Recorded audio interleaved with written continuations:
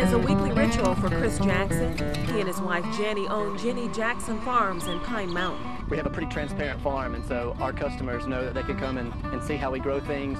4 years ago, the Jacksons made the decision to become full-time farmers. I taught middle school and high school for about a year and a half, and then Jenny and I decided that we wanted to maybe try farming. So they came back to the property Jenny grew up on.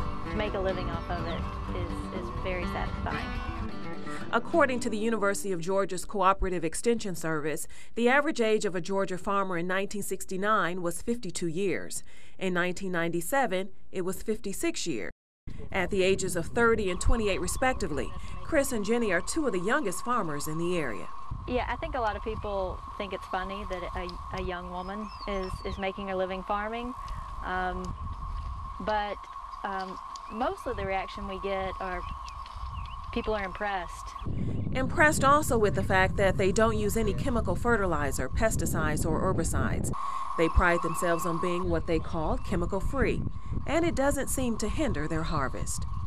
Everything we grow grows really well in Georgia, so we're lucky to live in a state that has a really long growing season, and we can grow just a diverse amount of crops. Of the 160 acres the Jacksons farm, about 4.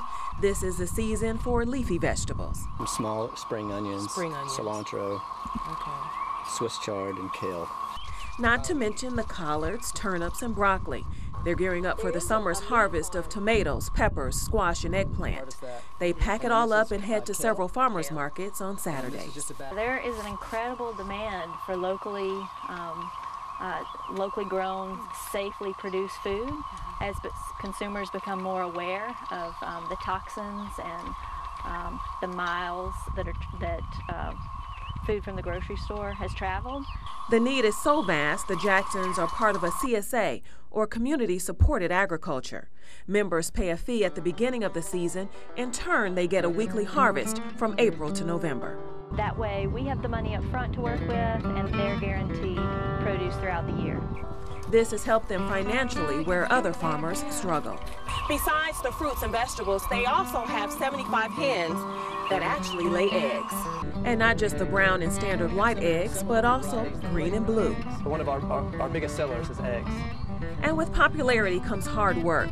With 10 to 12-hour days, 6 days a week, this is a lifestyle, not a hobby for Chris and Jenny. So finding balance in their lives can be difficult. And so one of the biggest challenges we have is to get away from the farm and do other things, have a social life. But for now, it's back to weeding, so these squash and zucchini will be ready for picking. In Pine Mountain, Cheryl Renee, WTVM News Leader 9.